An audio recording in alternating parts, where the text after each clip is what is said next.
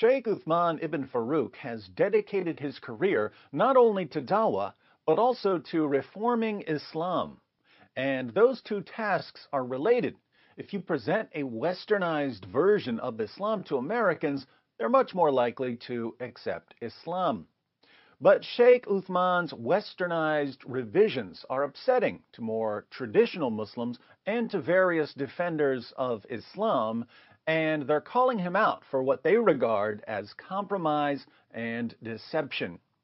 One interesting French defender of Islam has gone into quite a bit of detail exposing Sheikh Uthman's lies about jizya, but to understand his response, we'll have to recap a discussion I had with Sheikh Uthman about jizya. So, quick recap. When I asked Sheikh Uthman about his tweet claiming that jizya should be imposed on all non-Muslims, he volunteered to explain jizya to me. According to Sheikh Uthman, jizya is simply payment for services in an Islamic state. The Islamic state provides various services to non-Muslims, so non-Muslims pay a service fee called jizya. Sheikh Uthman repeatedly compared jizya to paying taxes in the U.S. The U.S. government provides services. We pay for those services through taxes. When he said that, I quoted two passages that describe jizya as something that's supposed to humiliate non-Muslims. Mahomet said in Sahih Al-Bukhari, "My livelihood is under the shade of my spear, and he who disobeys my orders will be humiliated by paying jizya." And in Ibn Kathir's commentary on Surah 929, we read, "Paying jizya is a sign of kufr and disgrace. Allah said, until they pay the jizya, if they do not choose to embrace Islam, with willing submission in defeat and subservience, and feel themselves subdued, disgraced, humiliated, and belittled. Therefore, Muslims are not allowed to honor the people of Dhimma or elevate them above Muslims, for they are miserable, disgraced, and humiliated." Sheikh Uthman reinterpreted all of this. He insisted that Ibn Kathir is only talking about non-Muslims who refuse to pay the jizya. If you agree to pay the jizya, you're not disgraced, humiliated, or belittled. But if you refuse to pay, the Islamic government will come after you, just as the U.S. government will come after you if you refuse to pay taxes. The Islamic government will force you to pay, and that's when you'll be humiliated. I responded by pointing out that this can't possibly be what Ibn Kathir was saying, because Ibn Kathir goes on to say, "This is why the leader of the faithful, Umar bin al-Khattab, may Allah be pleased with him, demanded his well-known conditions be met by the Christians, these conditions that ensured their continued humiliation, degradation, and disgrace." And Ibn Kathir then quotes a story about Umar imposing massively humiliating restrictions on Christians who paid the jizya willingly. They weren't humiliated because they refused to pay. They were humiliated even after they agreed to pay. In response, Sheikh Uthman used the weak hadith defense. He said that story about Umar is a weak hadith.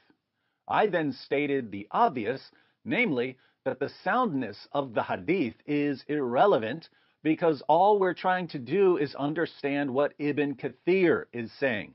And Ibn Kathir clearly uses this story about Umar to support his comments about jizya. Ibn Kathir takes the story about Umar as fact. Again, read what he says. "This is why the leader of the faithful, Umar bin al-Khattab, may Allah be pleased with him, demanded his well-known conditions be met by the Christians, these conditions that ensured their continued humiliation, degradation, and disgrace." Ibn Kathir obviously isn't saying that Christians are only humiliated if they refuse to pay the jizya, because the story he quotes is about Christians being humiliated after they agreed to pay the jizya. Apart from that, I pointed out that Ibn Kathir's disgraced, humiliated, and belittled commentary is meant to explain Allah's words and feel themselves subdued in Surah 9, verse 29. I quoted the verse to Sheikh Uthman. Notice, Allah commands His followers to fight the people of the book, Jews and Christians, until they pay the jizya with willing submission and feel themselves subdued. You pay the jizya with willing submission and you feel yourself subdued. It doesn't say you pay the jizya with willing submission, but if you refuse, then you'll be subdued. Feeling yourself subdued is simply part of paying jizya. And what does it mean to feel yourself subdued? Disgraced, humiliated, and belittled. There is absolutely no way Ibn Kathir is saying what Sheikh Uthman claims he's saying. But if you're going to constantly twist the words of Allah and the words of Mahomet, you obviously won't have much of a problem twisting the words of Ibn Kathir. Sheikh Uthman is reinventing Islam here. So that's a recap. Sheikh Uthman's fans don't seem to care when he twists the words of Islam's greatest scholars. But other Muslims and non-Muslims have a problem with this. They don't like it when people like Sheikh Uthman misrepresent the words of Allah or the words of Muhammad or the words of Muslim scholars. A French self-described defender of Islam named Basile, who seems to be fairly popular, blasted Sheikh Uthman for pretending that jizya is simply payment for services and not also about humiliating the unbelievers. Basile is an interesting fellow. He's a guy who hates the West and believes that the West is conquering the world and that Islam is the only thing that can keep the West from conquering the world.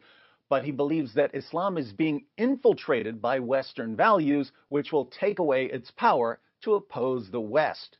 So he really doesn't like people like Sheikh Uthman corrupting and westernizing Islam from within.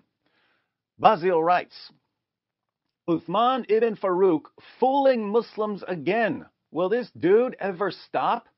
David quotes a text from Ibn Kathir, Rules on Dhimmi by Umar. This kind of rules are well known, but Uthman acts like these rules were not implemented under Islamic law. He explains, and he's right, that Ibn Kathir is not implementing fiqh. One must go to books of fiqh. All right, but what book of fiqh? If I quote a book, he will say, no, not that one. So what book? What is the reliable book for His Majesty Uthman ibn Farooq? And here is the problem for Uthman ibn Farooq. He quoted right before a reliable book of fiqh, Zad al-Mustaqni. Now we have a reliable book. He says one has to look at his videos. Well, no. Let's go to the book directly so we are sure this dude won't try to fool people again. We find in Zad al-Mustaqni about the same rules that are in the text that Uthman rejected. The issue here is that Uthman acts like these rules were not implemented because the narration in Ibn Kathir is weak. And so his followers, the Muslims, are fooled. And Basile gives some examples from Zad al-Mustaqni of non-Muslims being humiliated by paying jizya. Almost everything that David said is implemented. And even in the reliable book that Uthman mentioned 10 minutes before. The Muslims are fooled because Uthman acts like it was not implemented. He fools Muslims. But why? Why doing such a vile thing? And why so constantly? Basile gives some more examples of non-Muslims being humiliated by paying jizya. He continues, Oh, what happened, Uthman? You don't know what is written in your books? You keep throwing Ibn Kathir and scholars under the bus to please the Islamophobes or the FBI? He says he has been called by the FBI. There is something wrong with this dude. His followers refuse to acknowledge the truth. They believe in Uthman like their deen was hanging to him. I must admit that Uthman is very good at giving the impression that he is learned and truthful and that he demolishes David. But all that is just appearances. Islam will not drop if Uthman ibn Farooq drops. Islam will not drop if David says the truth sometimes. Islam won't drop if the dhimmis are humiliated or the murtad killed or I don't know. It's only in your heads. You have to make your minds clear and stop trying to please the kuffar. This keeps happening over and over and over. Sheikh Uthman will say absolutely anything to escape an objection or a criticism. His followers love it. They love it even if he completely distorts the Quran and the Hadith and the Tafsir. Other Muslims don't like it, but they seem to be in the minority. Non-Muslims don't like it either. So I raise an objection. I quote a Muslim source. Sheikh Uthman lies in order to escape the objection. And certain Muslims who otherwise don't like me, and certain non-Muslims like Basile, who don't want Sheikh Uthman's lies spreading, end up saying, no, David is right here, Sheikh Uthman is lying. Why are they blasting Sheikh Uthman? You can't say it's because they just don't like him. They definitely don't like me, but they keep saying that I'm right. Given how much these guys despise me, and you can see from their other comments that they really, really despise me. Given how much these guys despise me, do you have any clue how difficult it must be for them to say David is right and the Muslim scholar is wrong? Basile seems genuinely confused about why Sheikh Uthman is doing this, and even more, how he keeps getting away with it. But it's actually pretty simple. Think about the various reasons someone might get into a relationship. A man and a woman, for instance. A man might get into a relationship with a woman because of love, or because of physical attraction, or because of intellectual attraction, or because of common interests, or for financial reasons, or for all kinds of other reasons and combinations of reasons. But some men get into relationships with women because they have an inner drive to control other people. Ladies, these are the kind of men you don't want to get involved with. The reverse is true as well. Men, you don't want to get involved with women who have an inner drive to control other people.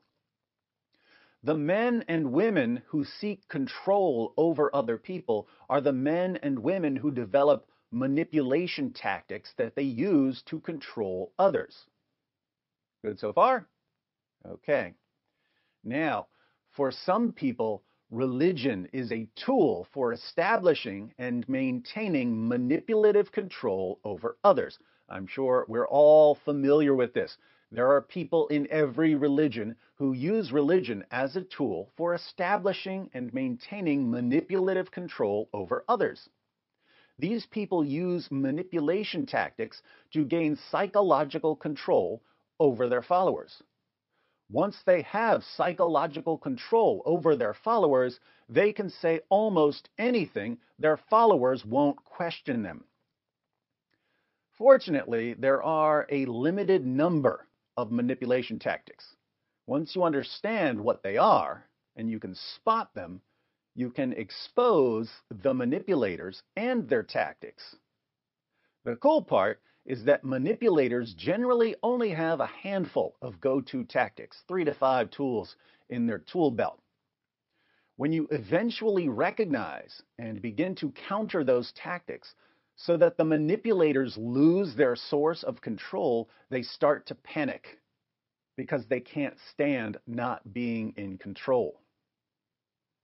I know you don't trust me on much, Basile, but you've admitted that I'm right sometimes, so trust me on this one. There aren't many things in life that are more fun than watching a narcissistic, psychologically abusive control freak start to lose control. It is a glorious sight to behold. Get ready for the Sheikh Uthman show.